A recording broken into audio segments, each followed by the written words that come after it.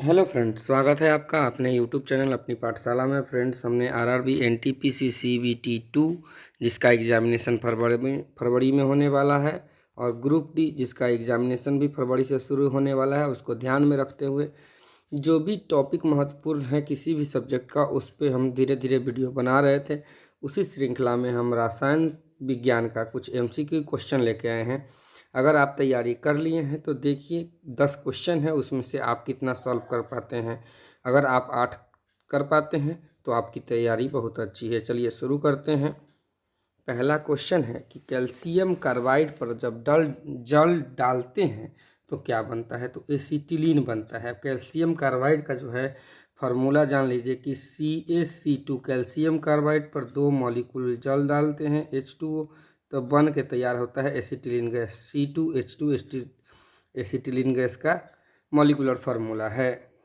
चलिए, तो यही हो गया एसिटिलीन गैस। क्या, कैल्शियम कार्बाइड पर जब 2 मॉलिक्यूल, अब इसको अगर क्लियर दिखे तो Ca यहाँ C लिखिए, यहाँ C लिखिए, 3 इस कार्बन के बीच में ट्रिपल बाउंड लगाइए, प्लस HOH इसको लिखिए HOH। अब देखिए यहाँ से ये जो है ऐसे कट जाएगा, और बच गया क्या, बच गया CaOH का होल 2। यहाँ नहीं लिखें, यहाँ भी प्रोडक्ट में बनता है CaOH का होल 2। ठीक है, और क्या बचा, यहाँ C ट्रिपल बाउंड, यहाँ से एक H इसका हो गया, एक इसका हो गया, तो क्या हो गया यहाँ पर, और देख लीजिए यहाँ पर भी एसिटिलीन बन गया C2H2। ये ऊपर में C2 हो गया ये वाला, और ये C। तो क्या है, कैल्शियम कार्बाइड पर जब जल डालते हैं तो एसिटिलीन गैस बनता है। कृत्रिम रूप से फलों को पकाने के लिए भी इसका उपयोग होता है। ठीक है, तो इसको लिख लीजिए कि CaOH होल 2। कैल्शियम कार्बाइड पर जब जल डालते हैं तो एसिटिलीन गैस और कैल्शियम हाइड्रोक्साइड प्राप्त होता है। चलिए अगला प्रश्न है कि श्वेत फास्फोरस को कहाँ रखा जाता है। तो श्वेत फास्फोरस को जल में रखा जाता है, लेकिन अब जल में क्यों रखा जाता है वो जान लीजिए। कि वैसे तो आप सुने होंगे या जानकारी पढ़े होंगे कि श्वेत फास्फोरस या पीला फास्फोरस और लाल फास्फोरस ये सब होता है। उसमें श्वेत फास्फोरस जो है वो क्या होता है कि वो जल में अघुलनशील होता है और कार्बन डाइसल्फाइड में घुलनशील होता है। और क्या होता है कि श्वेत फास्फोरस जो है हवा के साथ जो है, अगर इसको अलग रखेंगे, हवा में रखेंगे, स्वतंत्र रूप में रखेंगे, तो यह स्वतः जल उठता है, जिस कारण इसको हम क्या करते हैं कि जल में रखते हैं, ओपन स्पेस में या हवा में नहीं रखते हैं। तो इसको हम जल में डाल के रखते हैं श्वेत फास्फोरस को। चलिए अगला प्रश्न की ओर चलते हैं कि आवर्त सारणी में किसकी इलेक्ट्रॉन बंधुता शून्य होती है। तो जो भी इनर्ट गैस है, जो भी नोबल गैस है, उन सबों की इलेक्ट्रॉन बंधुता जो होती है वो शून्य होती है। तो अब देखिए कि क्या है, इस इनर्ट गैस या जो नोबल गैस है उसको आदर्श गैस या दुर्लभ गैस भी कहते हैं। ये किस वर्ग में पाया जाता है, तो या तो शून्य वर्ग या 18वां वर्ग।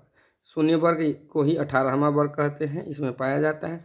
इसको जो मेंबर हैं उसमें आपको याद रखने के लिए एक ट्रिक बता देता हूँ कि है न अगर कर 0 रन पर, इसमें है से हीलियम हो गया, न से नियान हो गया, अगर कर से और हो गया आपको अगर से, और आर्गन हो गया, कर से क्रिप्टन हो गया। ठीक है, जीरो को XE लिखते हैं, और XE जो है वो क्या है, जेनन का जो है वो सिंबल है, और रन से रेडॉन। तो यही जो 0 ग्रुप में है वो है हीलियम है, नियन है, आर्गन है, क्रिप्टन है, जेनन है, रेडन है। इस चारों में जो ऑप्शन है वो सिर्फ 0 ग्रुप वाला वो रेडन ही है, तो रेडन हो जाएगा। चलिए अगले प्रश्न की ओर चलते हैं कि एक्वारेजिया किसे कहते हैं। तो एक्वारेजिया को जो है ना हम किंग ऑफ एसिड भी कहते हैं। और इसमें क्या है कि 3 भाग हाइड्रोक्लोरिक अम्ल और 1 भाग नाइट्रिक अम्ल होता है। 3 भाग हाइड्रोक्लोरिक अम्ल और 1 भाग नाइट्रिक अम्ल को मिला करके एक्वारेजिया या अम्लराज भी इसको कहते हैं, या किंग ऑफ एसिड बनाया जाता है। तो अब देखिए यही हो गया कि HCl और HNO3 मिल करके बनता है नाइट्रिक एसिड और हाइड्रोक्लोरिक अम्ल। तो HCl का 3 भाग और हाइड्रोक्लोरिक का 1 भाग, तो इसी को मिलाते हैं तो एक्वारेजिया या किंग ऑफ एसिड या अम्लराज बनता है। कभी इसकी को घुमा देगा, पहले HNO3 दे देगा तो बाद में भी 3 HCl ही होगा। ठीक है, 1:3 मतलब हाइड्रोक्लोरिक अम्ल 3 भाग रहेगा तो 1 भाग नाइट्रिक एसिड होगा। चलिए अगले प्रश्न की ओर चलते हैं कि बेसमर प्रक्रमण से क्या बनाया जाता है। तो बेसमर प्रक्रम से जो है इस्पात बनाया जाता है। बेसमर प्रक्रम से बृहत मात्रा में पिग आयरन से इस्पात बनाया जाता है। किससे? पिग आयरन से इस्पात का उत्पादन होता है। इसका आविष्कार जो है ना 1855 में हेनरी बेसमर ने किया था, इसीलिए इस प्रोसेस का नाम बेसमर प्रक्रम रखा गया। चलिए अगले प्रश्न की ओर चलते हैं कि इलेक्ट्रॉन का भार कितना होता है। तो इलेक्ट्रॉन का भार जो है वो 9.1 × 10⁻³ kg होता है। वहीं अगर प्रोटॉन और न्यूट्रॉन दोनों का भार जो है वो समान होता है और इन दोनों का भार जो है 1.67 × 10⁻27 kg होता है। किसका? इलेक्ट्रॉन का तो अलग हो गया, प्रोटॉन और न्यूट्रॉन का भार ये होता है। दूसरा बात है इलेक्ट्रॉन का खोज किसने किया, ये भी बार बार पूछता है। तो इसको याद रखने के लिए एक फार्मूला याद रखिएगा। क्या याद रखिएगा? ईट पर, ठीक है, नाचो, ईंट पर नाच, ठीक है। इलेक्ट्रॉन का जे थॉमसन साहब हो गया ईट से, इलेक्ट्रॉन का जे थॉमसन हो गया, प्रोटॉन का रदरफोर्ड साहब हो गए और न्यूट्रॉन का जेम्स चैडविक हो गया। यही है तीनों का। अब ये आपको इसके आविष्कार खोज करता। चलिए इलेक्ट्रॉन प्रोटॉन न्यूट्रॉन का खोज किसने किया। तो इलेक्ट्रॉन का खोज, प्रोटॉन का खोज, न्यूट्रॉन का खोज के लिए ट्रिक है ईंट पर नाच।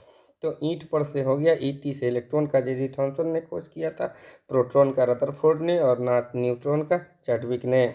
चलिए अगले प्रश्न की ओर चलते हैं कि जर्मेनियम किस प्रकार का तत्व है। तो जर्मेनियम जो है उपधातु है। जर्मेनियम उपधातु है। उपधातु किसको कहते हैं? वह तत्व जिसका गुण धातु और अधातु दोनों के गुण उस तत्व में पाए जाए उसको उपधातु कहते हैं। उपधातु वे हैं जिसमें धातु तथा अधातु दोनों के गुण पाए जाते हों। ऐसा जो है वह कौन है? बोरॉन है, सिलिकॉन है, जर्मेनियम है, आर्सेनिक है, एंटीमनी है, टेल्यूरियम है। ये सब जो है क्या है? उपधातु है। चलिए अगले प्रश्न की ओर चलते हैं कि मोनाजाइट किसका अयस्क है। तो मोनाजाइट जो है वो थोरियम का अयस्क है।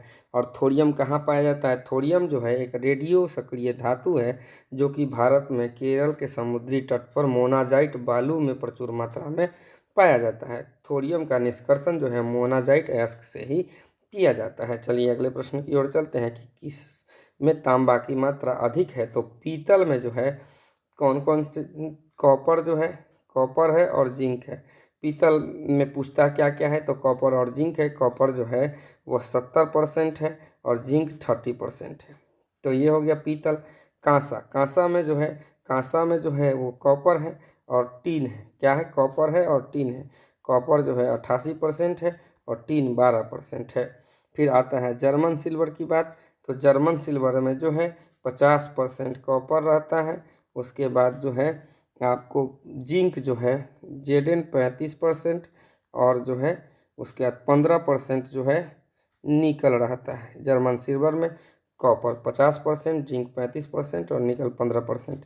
तो यहाँ भी 50% ही कॉपर हुआ। तो अब है गन मेटल। गन मेटल में जो है इसमें भी तांबा 88% रहता है, ठीक है। और टीन जो है ये कॉपर 88%, Sn 10% और जिंक जो है ये 2% रहता है गन मेटल में। तो सबसे ज़्यादा जो है यह 88 मैक्सिमम रहता है। गन मेटल में 80 से 90 के बीच में रहता है, इसीलिए एवरेज मान लीजिए 85। तो सबसे ज़्यादा जो है कांसा में रहता है। ये क्लियर है कि कांसा में 88% कॉपर और 12% जिंक है। तो सबसे ज़्यादा कांसा में होगा।